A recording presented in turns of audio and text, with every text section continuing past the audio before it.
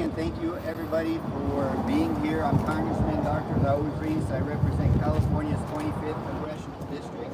Standing with me is Congresswoman Norma Torres and the representatives from Inland Coalition for Immigration Justice, Lisbeth, and Omar from the Inland Congregations United for Change.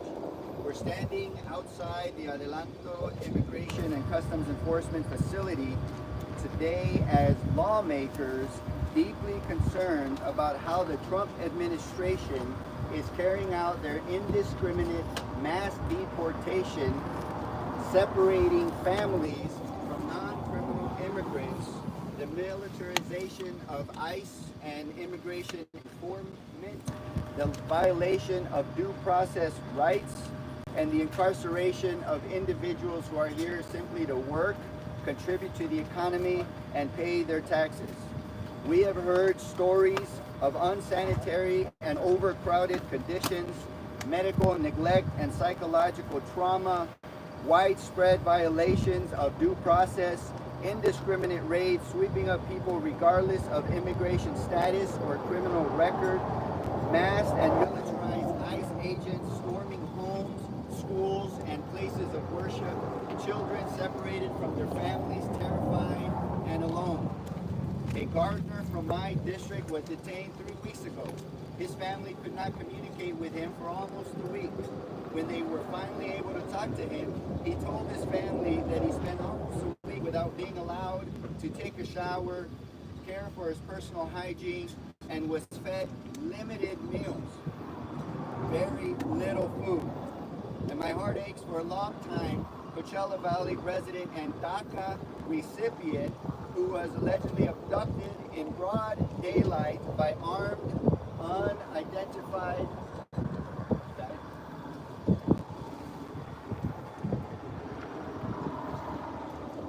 So my heart aches for a longtime Coachella Valley resident and DACA recipient who was allegedly abducted in broad daylight by armed, unidentified men, driven across state lines and into Mexico without due process or regard for his valid legal documentation.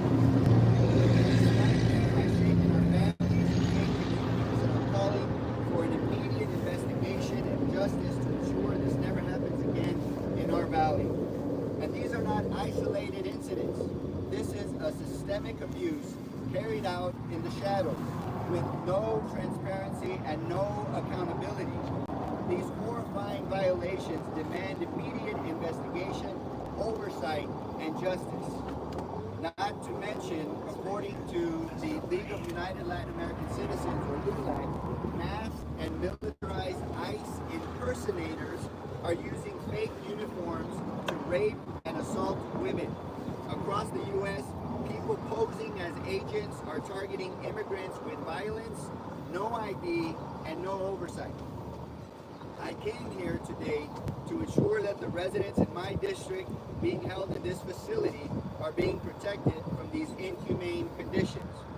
As a member of Congress, I exercised my oversight authority and submitted a request 72 hours in advance, despite not needing to, consistent with the Trump administration's Department of Homeland Security procedure to visit this ICE facility.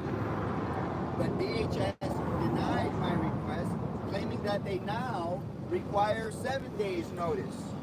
They moved the goalpost once again. This abrupt policy change is not only unacceptable, it is a deliberate barrier to transparency and accountability, and it is against the law. Members of Congress have a legal right to visit immigration and detention facilities run by or for the DHS without needing to give advance notice. This right is clearly written into U.S. law, starting with the 2020 funding law and reaffirmed every year since, including 2024. For those that are viewing this press conference, you can find Public Law 116-93, Section 532, and it was reaffirmed in Public Law 118-47, Section 527A, which prohibits DHS from using any appropriated funds to prevent a member of Congress from a DHS operated or contracted facility to detain immigrants. We have the legal right to provide observation anytime that we want. This law exists to make sure that Congress can do its job of oversight, checking that these facilities are treating people fairly, with safety, and following the law. If visits had to be scheduled in advance, there could be time to hide problems or clean things up, which would defeat the purpose. Unannounced visits help ensure transparency and accountability, but this visit was announced according to their own procedure. And we have to ask, what are they trying to hide? Why are they blocking access? Why are they not being transparent with the American people? We don't need permission to do our jobs. Unannounced visits are a critical tool for preventing abuse and neglect, because when you know someone is coming, you clean up. When you don't, you see the truth. Oversight without access is not oversight at all, it's simply theater. But regardless, my office followed policy, submitted a request within 72 hours as a courtesy, not because we had to, but because we complied in order to go inside to make sure the residents of my district are being treated properly. This policy change is more than bureaucratic red tape. It's part of a pattern of secrecy, blocking transparency, and intimidation through cruelty, of turning a blind eye to suffering behind closed doors. Just like the Trump administration is turning a blind eye on innocent civilians that are being held here, proving this was never about violent criminals. And this is very important to understand, that this notion that immigrants are violent criminals is all propaganda to conduct abuses of human rights and to conduct cruelty without pushback from the American people. For example, according to Cato Institute, this past June, ICE was arresting 1,100% more non-criminals on the streets than they did during Trump 1.0 in 2017. So let's stop pretending that this is about public safety. This is about scapegoating immigrants while protecting systematic cruelty, intimidation, and fear to control. And in return, our communities are left with uncertainty and fear to exist in their daily lives. These ICE raids are instilling terror. People are afraid to go to work, and parents are skipping grocery trips out of fear. The result? Delays and disruptions across the board. Lost productivity in construction, crops left unharvested on farms, empty tables in restaurants, and tourism grinding to a halt. Businesses are suffering, and the local economy is taking a direct hit. Not because of market forces, but because this administration is choosing fear over facts, propaganda over truth. How are we supposed to function as a society when entire communities are too afraid to show up? Immigrants are not the enemy. They are our neighbors, our co-workers, our classmates, our families, and they are job creators, hard-working individuals who contribute to our economy and pay taxes. They deserve to be treated with dignity, no matter their immigration status. So let me be absolutely clear. Congress has a constitutional obligation to conduct oversight. We don't need permission slips, we need access. Immediate, unfiltered, and unannounced. Because the truth cannot wait 7 days. You saw how the gates were open. Once they saw us, they closed the gates. You saw that after speaking for about a minute, they used a deadbolt lock with chain to keep us out. That is symbolic and symptomatic of the cruelty and the lack of transparency that this administration has. This policy change prevents us from doing our constitutional duty to hold agencies accountable and protect the rights of the people, all people in this country. And so for those reasons, I am also calling for the resignation of Secretary Kristi Noem for her disregard for civil liberties, her violation of the Constitution and our constitutional rights.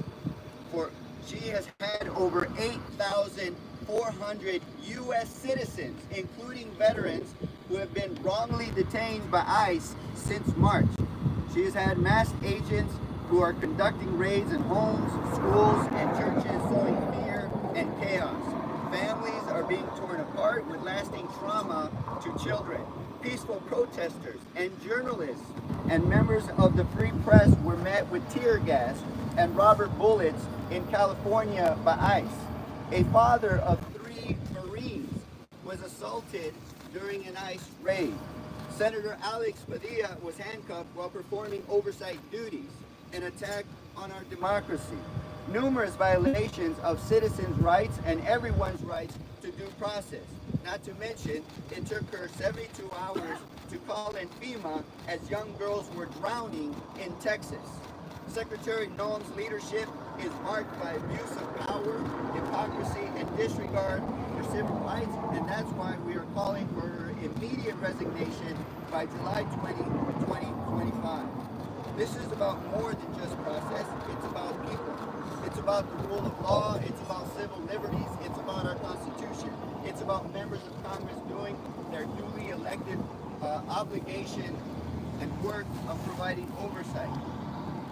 The government can open its doors to elected officials.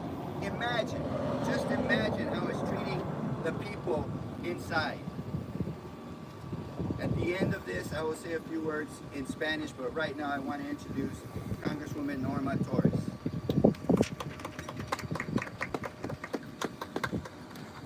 Good morning, everyone. Thank you for joining us today.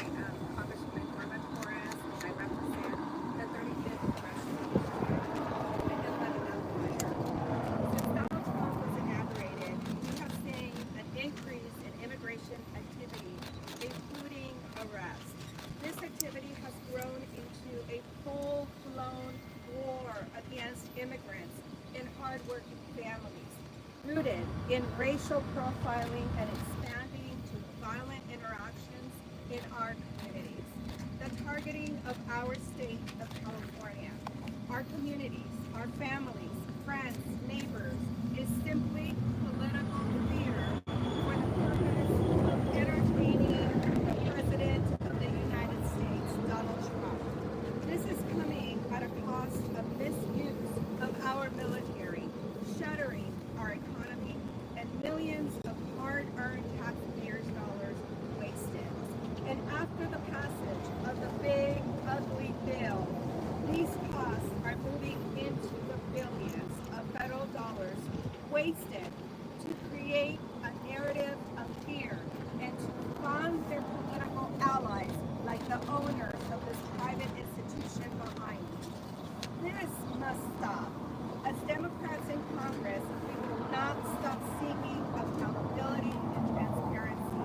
Our job is oversight, and time again, we are being denied entry into the institutions and the agencies creating havoc. That is why we're here. Congress has a constitutional responsibility to hold our government accountable, especially when human rights are at risk. But instead of transparency, this administration and its Republican allies are choosing violence. Violence, secrecy, and stonewalling, denying members of Congress access to private detention facilities like Adelanto isn't just disrespectful, it is dangerous, it is illegal, and it is a desperate attempt to hide the abuse happening behind these walls. Under federal law, DHS and ICE are prohibited from using taxpayer dollars to block congressional oversight. But we've heard the horrifying stories. Detainees being violently arrested, denied basic medical care, isolated for days, and left injured without treatment. In mid-June, CBS reported that there were nearly 60,000 people currently detained by ICE, and almost half have no criminal record, a figure significantly higher than usual.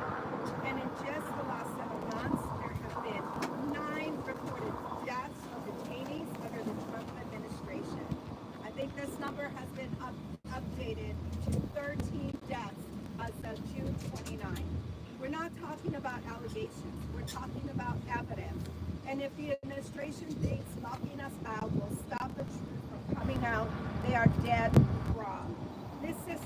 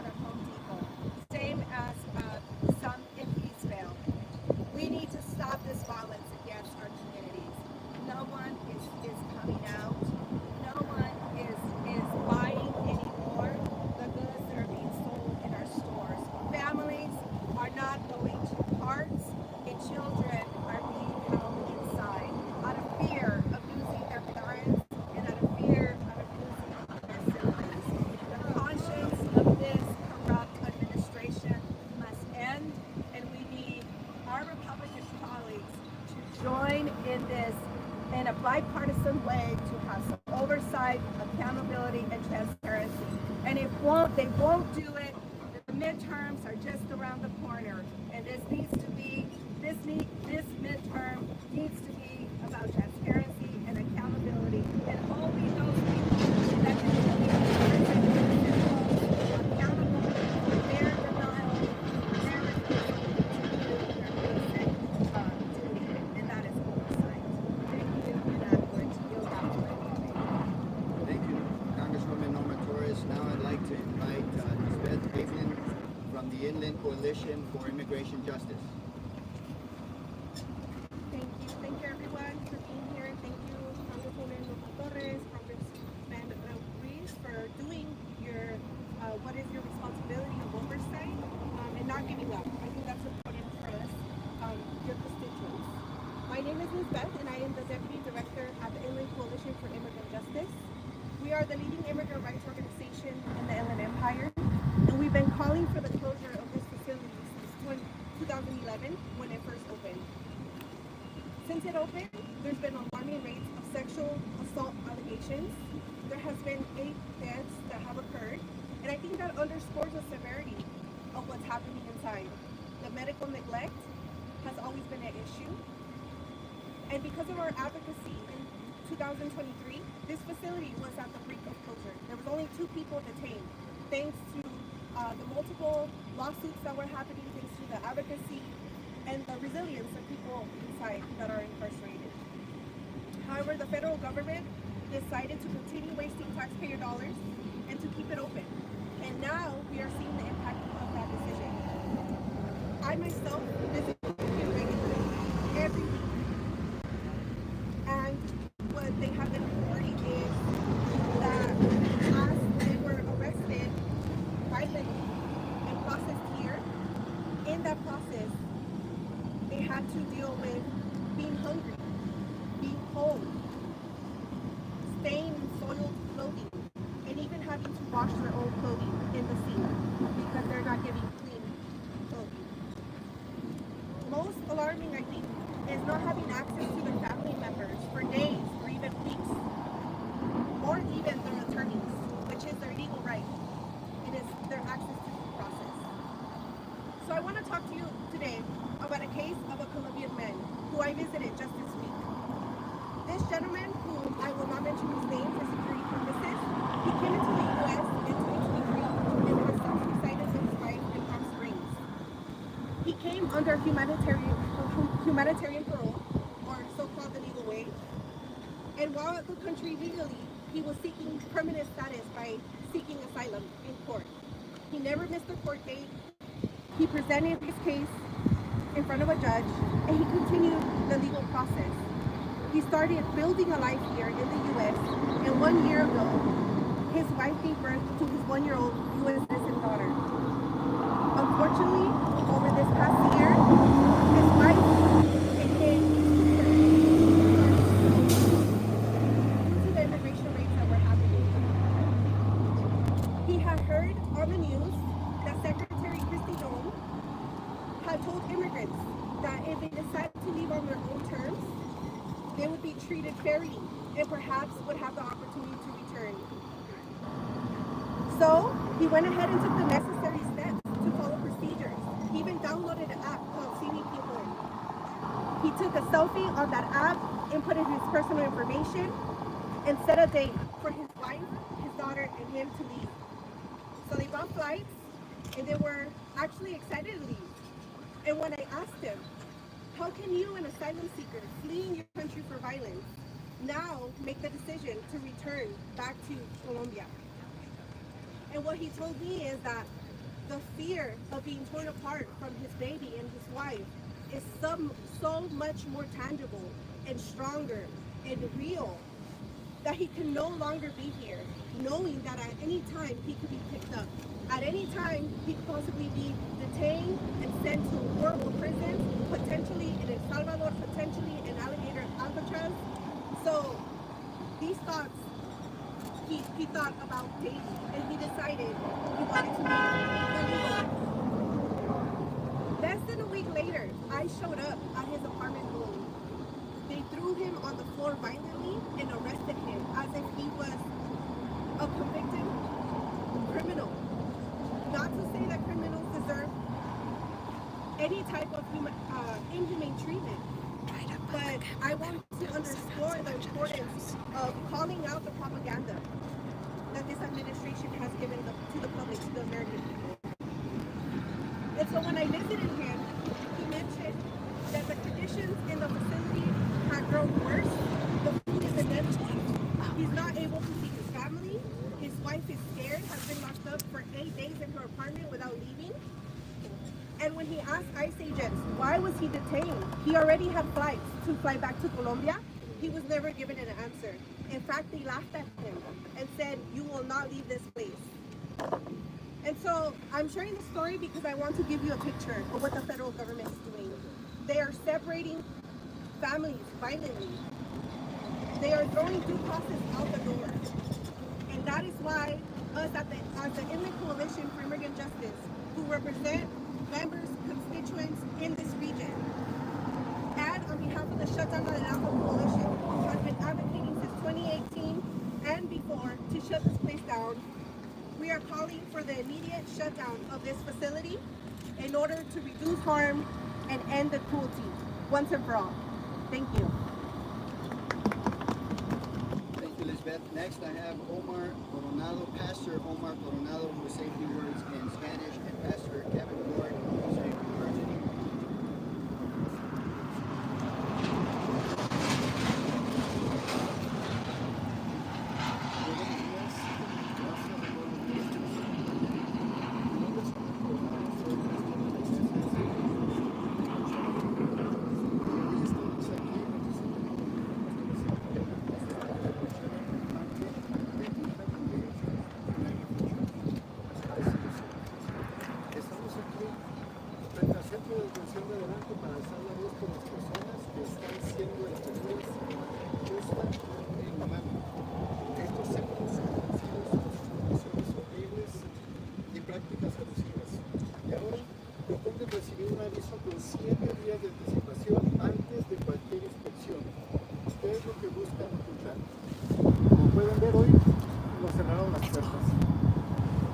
Todos hemos visto la noticia, hemos escuchado las historias reales de nuestros vecinos, de nuestras familias, de gente que conocemos, hombres y mujeres valientes que solo quieren trabajar con dignidad y sacar adelante sus familias. Ahora están siendo perseguidos, detenidos e intimidados en todo el país, en todo nuestro barrio de Coachella, y los están encerrando en cárceles compresas. Todos hemos visto lo que está sucediendo en nuestros alrededores, por lo cual no podemos seguir permitiendo que más familias sean separadas y nuestros hermanos y hermanas inmigrantes sean deshumanizados. Merecemos dignidad. Y por eso hoy hago un llamado directo a los congresistas. Trabajemos juntos para construir un país que valore cada ser humano, un país donde cada hijo e hija de Dios pueda vivir con dignidad, un país donde no haya agentes migratorios en nuestros campos, en nuestros parques, en nuestras escuelas, en nuestras iglesias, de que damos un fin a la intimidación hacia nuestras comunidades y a las detenciones injustas. Ya basta de la mentira que nos sigue diciendo que los españoles estamos aquí. La justicia no puede esperar. Estamos orando para que Dios toque el corazón de nuestros líderes, para que actúen con humanidad y con compasión. Congresistas, por favor, no nos dejen solos. Muchas gracias.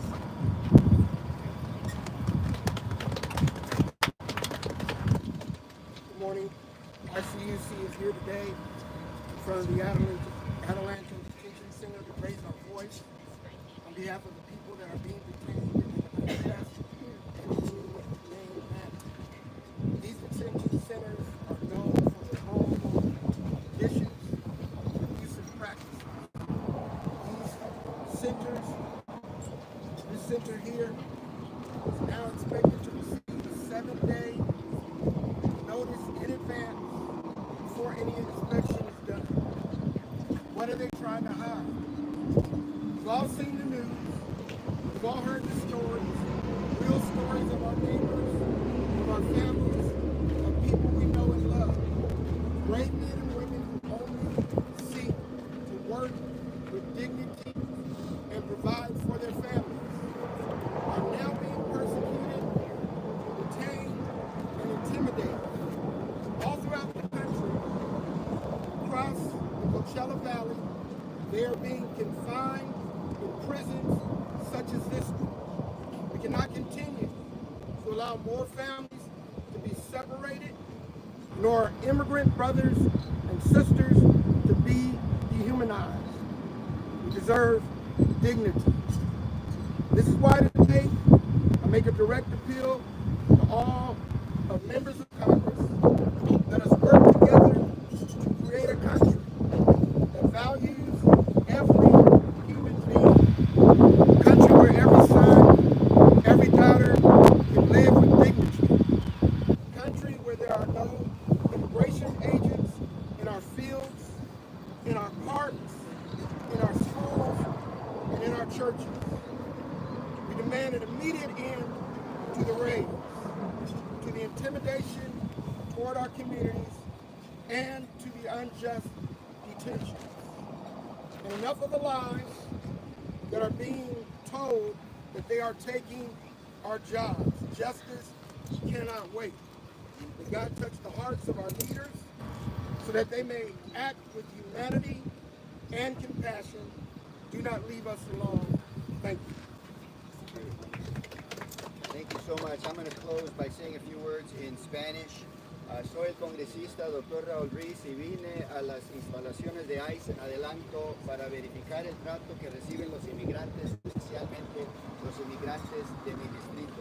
Pero el DHS bloqueó mi visita con candado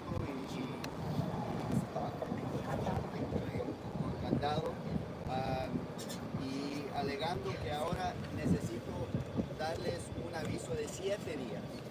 Eso no solo está mal, sino que es ilegal, porque miembros del Congreso tienen derecho por ley a realizar visitas sin previo aviso. Así es como exponemos los abusos y exigimos responsabilidades. ¿Por qué el cambio repentino de normas que intentan ocultar? Quiero saber si dentro de estas instalaciones hay personas que se enfrentan a condiciones insaludables, negligencia médica e incluso agresiones. Afuera, las redadas de ICE terrorizan a familias, desgarran comunidades y perjudican las economías locales, granjas, restaurantes, construcción, turismo. El presidente engañó a muchos de nuestra comunidad cuando dijo que solamente iba a detener criminales. Sabemos ya la verdad que la mayoría de los inmigrantes detenidos no tienen récord criminales. También sabemos que los inmigrantes que ellos no dicen que los inmigrantes son los más violentos, así dijo el presidente, un término racista, diciendo que genéticamente los latinos son más violentos. Eso es racismo.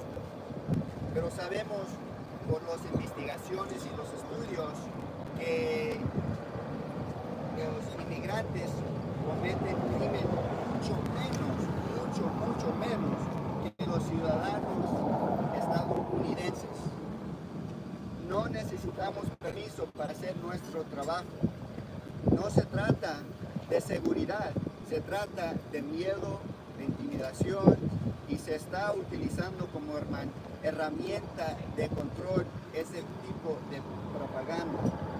Porque la supervisión retrasada es justicia denegada, y por su incapacidad para proteger los derechos de las personas y las violaciones de libertad civiles, incluso no siguiendo las leyes y la Constitución, pido que la secretaria Norma que renuncie antes del 20 de junio. Se trata de nuestros derechos, no de política. Se trata de la ley, la Constitución, no del partidismo. Y no miraremos hacia otro lado. Muchas gracias por estar con nosotros. La congresista Norma Torres es una luchadora bien fuerte. Juntos vamos a exigir acceso, juntos vamos a hacer nuestro trabajo. Estamos contestando la llamada de trabajar juntos con las organizaciones no gubernamentales que se preocupan de los derechos humanos, de los derechos de todos. Estamos contestando la llamada de nuestros constituyentes bajo la Constitución de hacer nuestro trabajo para asegurar que todos los que viven en los Estados Unidos tienen sus derechos. Con eso me despido. Muchas gracias. En español. Quiero recordarles a todos que nosotros como congresistas, miembros del sur de California, vamos a estar aquí todas las semanas. Esta semana le tocó al Congressman Raul Ruiz y a mí, pero han venido otros congresistas semanas pasadas y todas las semanas vamos a tener a alguien aquí porque es importante seguir la presión. No están solos, no están abandonados, estamos juntos peleando por sus familias y por sus derechos humanos. Así que nadie a rendirse. Y para esos agentes de ICE, esos agentes del CBP, pues uno de ustedes se mira igual como nosotros, con la piel oscura, con ojos oscuros. Pongan atención, porque estos miembros del Partido Republicano, trabajando con el presidente, han dicho 65 millones de latinos. Esos no son solo inmigrantes, somos todos nosotros. No miran la diferencia de ninguno de nosotros. Para estos racistas todos somos iguales. Así que hoy comenzaron con personas indocumentadas. Ayer empezaron con personas con un récord de criminal. Y mañana ustedes y sus familias van a ser los próximos. Así que más les vale que llamen a nuestras oficinas y nos den información. Abran los ojos. Ustedes, sus familias, sus hijos, sus madres, sus padres van a ser los próximos. Ya comenzaron las llamadas, a la oficina. ¿Ya? ¿Alguna pregunta? Any questions? I have some questions, and either one of you can answer. Does it seem as if the Trump administration is deliberately targeting California? We're seeing disproportionate abuse of power. They're calling it the National Guard that was unwarranted, bringing them to meetings in California. This is about retribution. This president, time and time again, has shown that if you oppose him, he will go after you, either through intimidation, through threats of violence, either through blocking federal funding that had already been granted to universities. Either way, he's pushing his own personal vendetta against California, the residents of California, and we're seeing that provocation when you have ICE agents who are using rubber bullets, tear gases on the press, on members of Congress like Norma Torres, like individuals who are exercising their constitutional right of free speech and gathering in public spaces. And so definitely this is also a provocation for the state of California. I want to add that our office has received calls from military personnel outlining conditions of their deployment, outlining the lack of food for them. So if our military isn't able to deploy to the state of California, the friendly state of California, and it doesn't have, that deployment doesn't come with food and shelter, imagine the readiness of Trump's military if we are ever under attack from foreign government. We are not prepared, folks, because Trump is spending all of your tax dollars here. Today, my office is sending a letter to NORTHCOM outlining the complaints that we are receiving. Whistleblowers are coming forward. We need more of you to have the courage to come forward. Speak now, not when it's convenient. Speak now. Before anyone asks more questions, can you please state your name and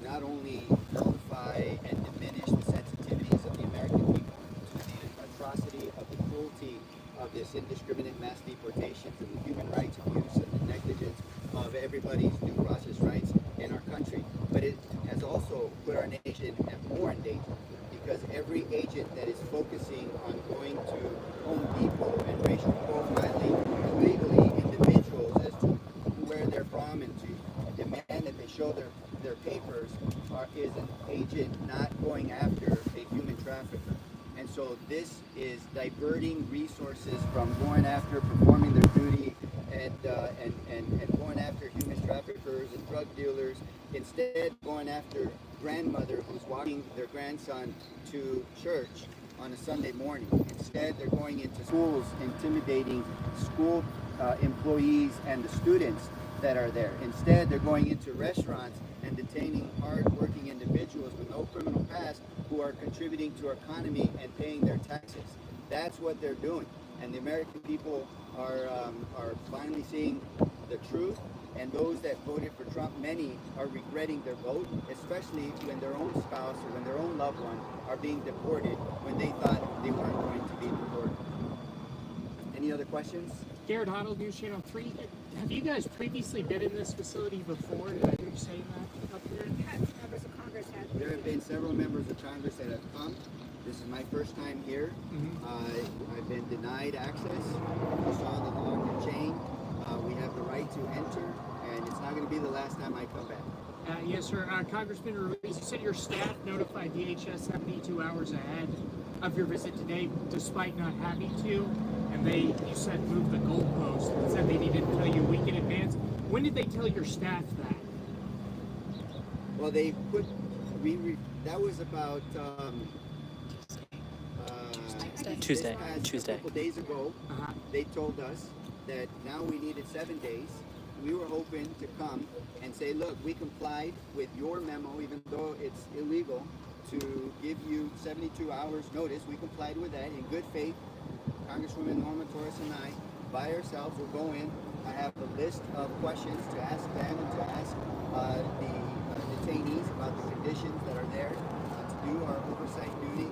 And then we were hoping that they would let us in because of that. Instead, they locked us out with a locked chain. Last Thursday, my office called and sent an email request for a visit for Monday. They denied that request on Friday, and they provided no authority to get it out. So what's it going to be next time? Is it going to be a month in advance? Is it going to be 3 months in advance?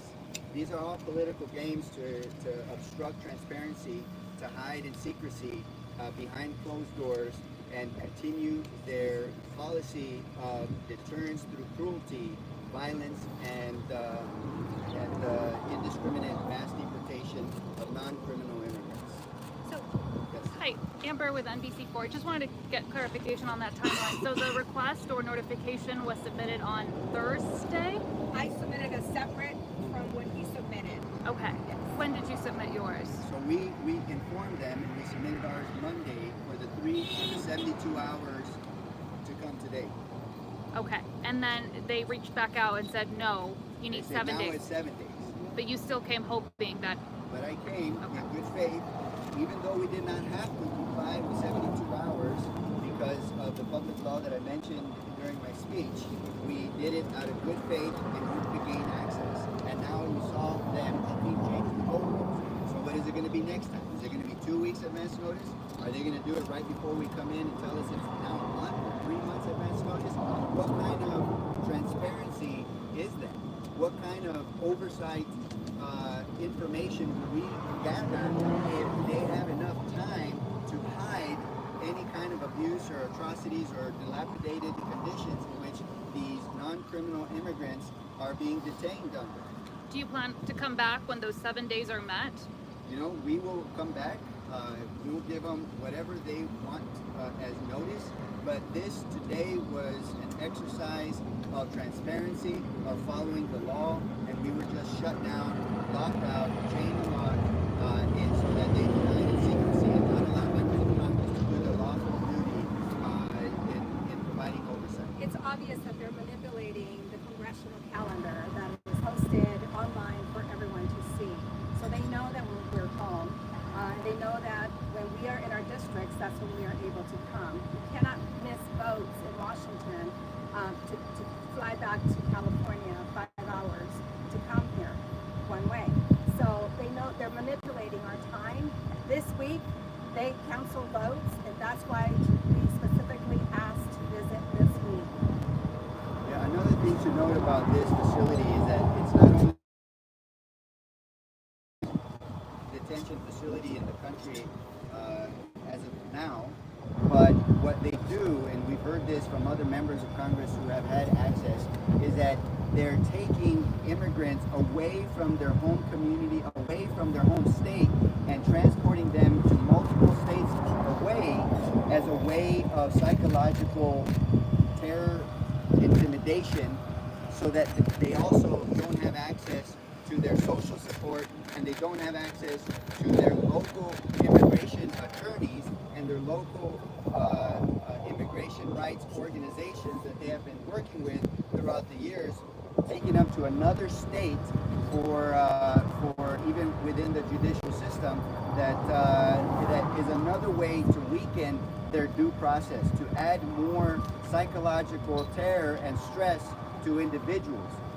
We've heard from my constituents that they have not been allowed to call their family sometimes in over a week.